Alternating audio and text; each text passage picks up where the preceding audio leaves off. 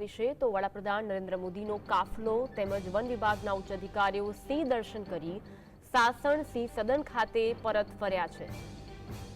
થોડીવારમાં world wild લાઇફની કોન્ફરન્સમાં one વિભાગના ઉચ્ચ કક્ષાના અધિકારીઓ સાથે વડાપ્રધાન નરેન્દ્ર મોદી ચર્ચા કરવાના છે। પીએમ મોદીની અધ્યક્ષતામાં આ બેઠકનું આયોજન કરવામાં આવ્યું છે। થોડીવારમાં આ બેઠકની શરૂઆત થશે।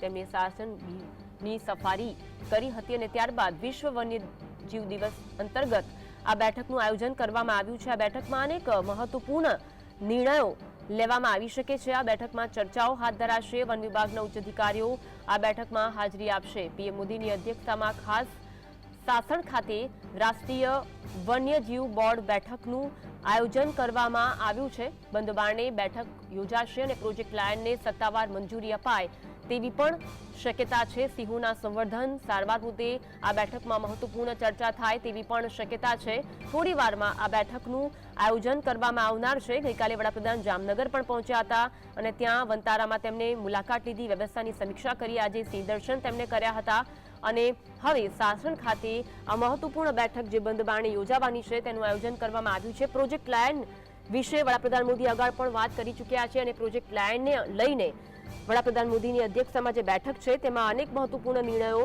લેવામાં આવી શકે છે। આજે વડાપ્રધાન મોદીની ગુજરાત મુલાકાતનો ત્રીજો દિવસ છે।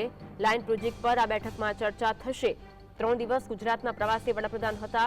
ગઈકાલે જામનગર સોમનાથ પહોંચ્યા હતા અને ત્યારબાદ આજે સાસણ વહેલી સવારે તેમણે સિંહ દર્શન કર્યા અને સિંહ દર્શન બાદ હવે વડાપ્રધાન મોદી સાસણ સિંહ સદન ખાતે પરત ફર્યા છે અને થોડીવારમાં વર્લ્ડ વાઇલ્ડ લાઇફની કોન્ફરન્સમાં વન વિભાગના ઉચ્ચ કક્ષાના અધિકારીઓ સાથે તેઓ ચર્ચા કરવાના છે, જેમાં 2900 કરોડ ઉપરાંતના પ્રોજેક્ટ લાયન પર વાતચીત થવાની છે।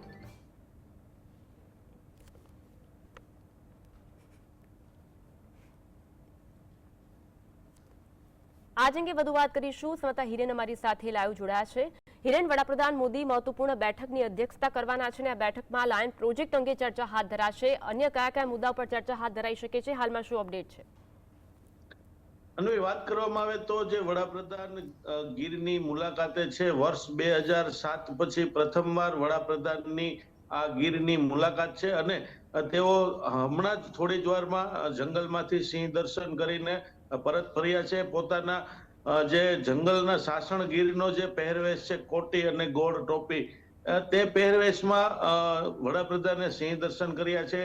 અલગ અલગ જગ્યાએ સિંહ, સિંહણ, બચ્ચા, નર, માદા સહિતના પરિવારને જોઈ અને હવે સિંહ સદન ખાતે પહોંચી ચૂક્યા છે અને થોડી જ વારની અંદર નેશનલ બોર્ડ ફોર વાઇલ્ડ લાઇફની જે બેઠક છે તે શરૂ થવાની છે અને આ બેઠકમાં 45 થી વધુ જે તેના સભ્યો છે તે પણ જોડાવાના છે અને ખાસ 3 માર્ચ એટલે કે વર્લ્ડ વાઇલ્ડ લાઇફ ડે છે, એ ડે નિમિત્તે જે સિંહ અને ગીર માટેનો ખૂબ જ મહત્વનો જે પ્રોજેક્ટ છે, પ્રોજેક્ટ લાયન, તેને સત્તાવાર મંજૂરી મળવાની છે અને આજથી જ તેની અમલવારી શરૂ થવાની છે। વર્ષ 2047 સુધીમાં 2927 કરોડ રૂપિયા જેવી જે રકમ છે તે વાપરવામાં આવશે ને તેનાથી સિંહોના સંરક્ષણ અને સંવર્ધનમાં ખૂબ મોટા ફાયદાઓ થવાના દાવા કરવામાં આવી રહ્યા છે।